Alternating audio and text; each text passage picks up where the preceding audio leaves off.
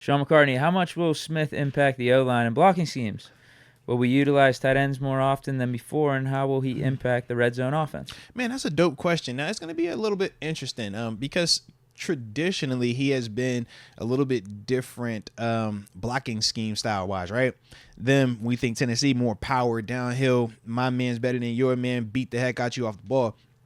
We said up here, we were kind of a little bit zony, right?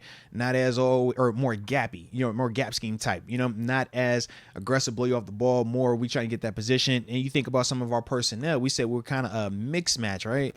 We got big, massive tackles that are designed to blow you off the ball individually, but then we had the smaller and a little bit more quicker position block type center and guards. So that is going to be something that's unique. I do feel like with this hire, the potential for offensive linemen in terms of draft early or even in free agency, I think that increases because of his style of calls. He does like 12 personnel. He does like to utilize a legitimate fullback. Also, that's another dynamic that we got to see because we don't have a true fullback. Connor Hayward is not Rosie Nix. Those are two very different people, very different play styles, even though they both technically play H-back, fullback for the Pittsburgh Steelers. Night and day. Who do we need, a use check or something? Arthur Smith is more accustomed to, like I said, a Rosie Nix type, whereas we currently have a Connor Hayward type. So we're going to have to obviously see how we want to adjust that. But that's, the approach that Arthur Smith typically likes. He'll 21 you. He'll hit you with a running back, fullback dynamic. He'll definitely work with the tight ends. So, yeah, like I said, more so, that's why I said the Seattle game. Because that was kind of where we felt a little bit more of that. We still didn't utilize a fullback to that extent, but that's the approach, man. Their big body personnel group is typically with Arthur Smith, and when they want to pass out of it, that's how they get the protection because they're still going to give you, your tight ends out here, but it's going to max up protection, and it's, two-man routes, but big, deep crossers, deep overs off a play action pass, and now you're giving this quarterback one-on-one opportunities, read the safety. Safety low, all right, we're going to hit you up here. Safety sitting back, all right, hit this one over here. And like I said, it simplifies to that extent. That's typically how he was having the success down in Tennessee. Hollywood 931. Great year to need an offensive tackle. And Joe Milton is the black Josh Allen. Hey, man, it's all good. Why you got to be black, though? Why you got to be the black Josh Allen? Jeez, man, just don't make it a color thing. Make me nervous, all right?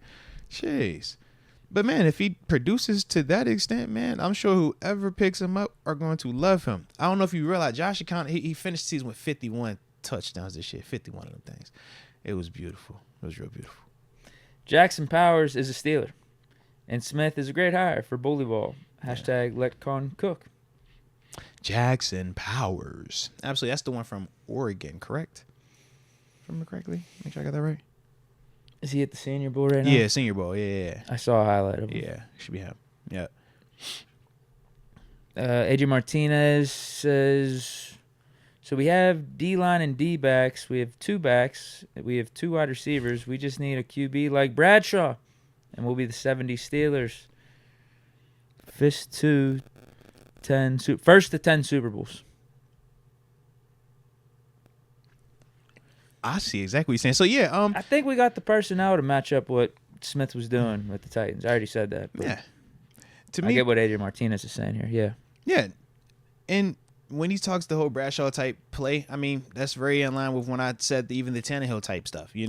If Kenny Pickett or whoever is the quarterback starting week 1 next year, if they give us what Tannehill, if Deke pulls up Tannehill 19 and 20, and reads off them stats, I can assure you, if Kenny Pickett or Mason Rudolph or whoever was our quarterback, if they give us that, we're going to love it. No ifs, ands, or buts, and we're going to win a ton of games. And, yeah, when you start talking the first to 10 Super Bowls, that will legitimately be in the convo, man, because we do got all the other pieces. But that is right now when you look at, what Deke was reading off, right? The teams that have faced off in the AFC Championship games. Outside of the ones that got the unicorns at quarterback, the only other opportunity was this Tannehill situation with the Arthur Smith, man. So, yeah. But we'll see if he could develop into it, whether that is Kenny or if it is Mason. I do, going back to the Jackson Powers comment, do like him, though. Like I said, I haven't studied him deeply and stuff like that, but just talking to some of the people that are watching him, I know Dale Lally, he's one of our Steelers media guys that work with us. He's down at the Senior Bowl. I know he likes him a lot.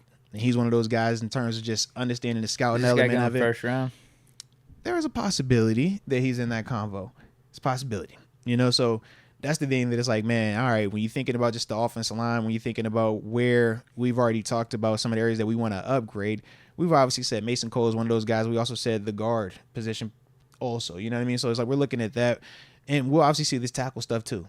Because, yes, we've talked about one to upgrade or even move Broderick to left, bringing a right guy, but we still technically have Dan Moore under contract. So do they view, would you rather try to go Mason Cole, upgrade that position, survive with Dan Moore, or do you try to upgrade Dan Moore and survive with Mason Cole, or is it Dan, Mason, and somebody else? You know what I mean? Like, I think those are all the things that are going to kind of be in play, along with when we're talking middle linebacker, potentially safety as well, maybe even bringing in an additional corner to get younger there. So we know it's going to be multiple areas that we're looking to improve upon. But just like we always talk about, man, whether it's draft or free agency, you don't have a ton of resources to get every single body. So you got to be a little bit more selective and hyper-focused on how we're going to go about that plan.